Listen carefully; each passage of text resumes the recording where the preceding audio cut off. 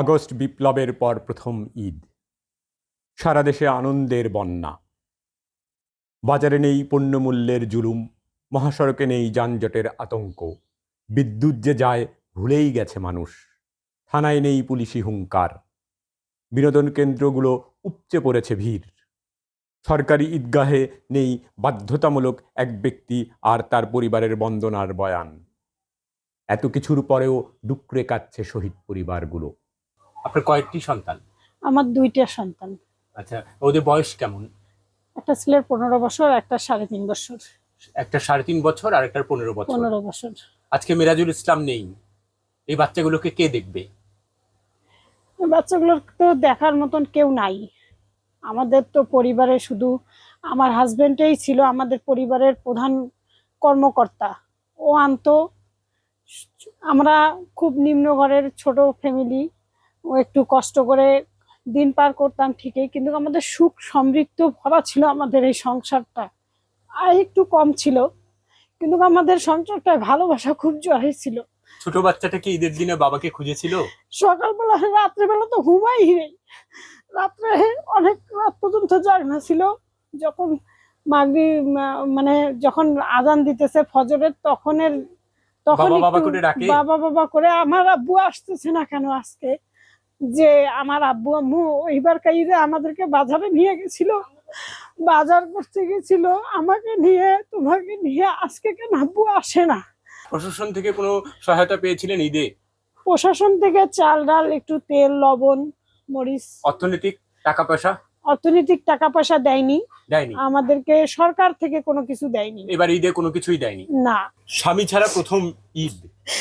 স্বামী ছাড়া আমাদের প্রথম ঈদ তো খুবই কষ্ট করে।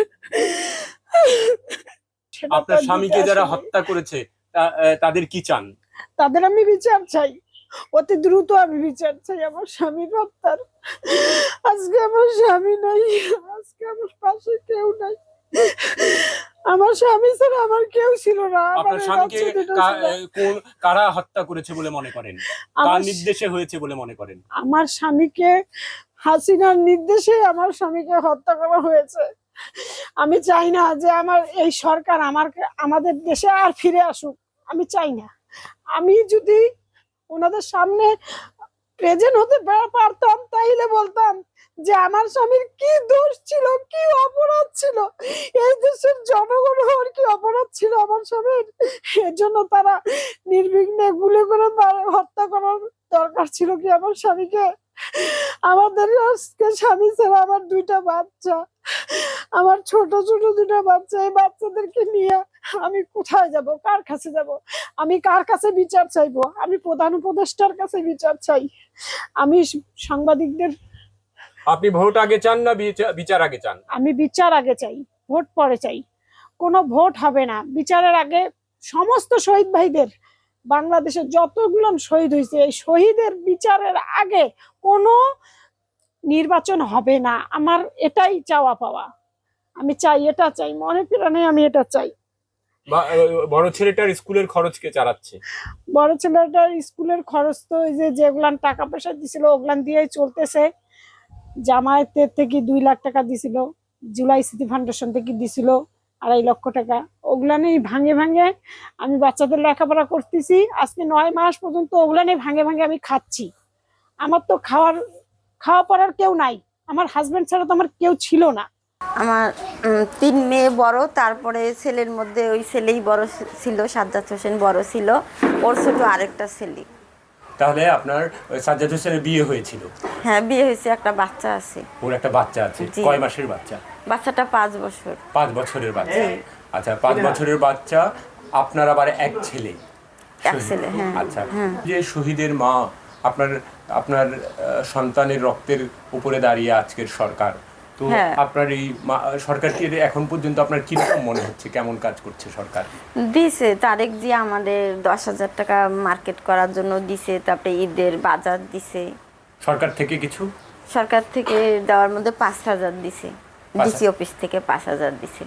ডিসি অফিস থেকে 5,000 টাকা দিয়েছেন। তো ঈদের দিনে কি বাচ্চার কথা মনে পড়ছে? মনে পড়তেছে, ভোর থেকে, রাত থেকে তো মনে পড়তেছে, রাত্রেও কাঁদছি, ভোরে উঠি কান্না করলাম কতক্ষণ। তারপরে উঠলাম। আপনার স্বামী কি আছেন? না, আমার স্বামী 5.5 বছর হয় মারা গেছে। তাহলে আয় রোজগার এখন কিভাবে চলছে? কেউ নাই আমাদের আয় রোজগারের। ওই ছেলেটা, একটাই ছেলে ছিল, সেও কি? ছেলে ছিল, আরেকটা আছে, তো ওর সংসার আলাদা, আমাদের তো দেখে না। মানে আপনি এককভাবে চলতে হচ্ছে, হ্যাঁ, নাতি সহ বউ সহ হ্যাঁ, এককভাবে চলতে হচ্ছে। এককভাবে চলতেছি। সরকারের কাছে তো শেখ হাসিনা, শেখ রেহেনা, ওবায়দুল কাদের, এদের, তারপরে আরো যারা মানে দূষিত যারা ওদের পার্টি করে, ওরাই তো আমার ছেলেকে মারার জন্য অনুমোদন দিছে। ওদের আমি শাস্তি চাই, বিচার দেখতে চাই। হ্যাঁ, বিচার দেখতে চাই। আর তার সাথে আমাদের পরিবারের জন্য সরকারের কাছে এটাই দাবি যে আমাদের পরিবারের দিকে জন্য লক্ষ্য রাখে। শহীদ তাহের ছাড়া এই প্রথম আপনার ঈদ, মা হিসেবে কেমন লাগছে? এটা ভাষায় বলার মতো না। আপনি ফ্যাসিস্ট হাসিনার সর্বোচ্চ শাস্তি কামনা করেন? জি, আমি ফ্যাসিস্ট হাসিনার সর্বোচ্চ শাস্তি এবং তার দোষর যারা আছে, জি, এগুলা যাতে সমূলে জি, নির্মূল হয়, জি, এবং আমাদের দেশটা যাতে স্বৈরাচার মুক্ত হয়, আর আমাদের সোনার বাংলাদেশ যেন মানে শান্তি বর্ষিত হয়, এবং আমরা যেন সবাই একত্রতাবদ্ধ হয়ে কাজ করতে পারি দেশের জন্য, এটাই আমার কামনা। ৭১-এ লাখো শহীদের বিনিময়ে যেই স্বাধীনতা অর্জিত হয়েছিল, সেই স্বাধীনতার রক্ত, সেই লাখো শহীদের রক্তগুলো যেভাবে এদেশ থেকে স্রোতের তরে ভেসে গেছে, ২৪-এর গণহত্যা যেই শহীদদের রক্ত, সেই শহীদদের রক্ত আজ ঈদের দিন ডুকরে কেঁদে উঠে। কি করছে এই রাষ্ট্র এই শহীদদের জন্য? তাদের একটাই দাবি, ফ্যাসিস্ট হাসিনারকে বিচারের মুখোমুখি করতে হবে এই বাংলাদেশে। তাকে উদাহরণ হিসেবে বাংলাদেশের জন্য রাখতে হবে, যাতে পরবর্তী কোনো সরকার এই ধরনের গণহত্যা তথা ফ্যাসিস্ট রূপে প্রকাশিত না হতে পারে।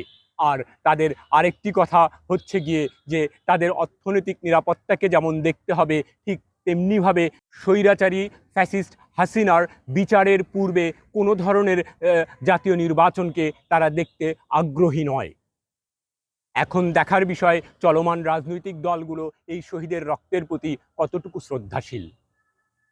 ইনামো Shahriar, senior staff reporter, Bangla FM।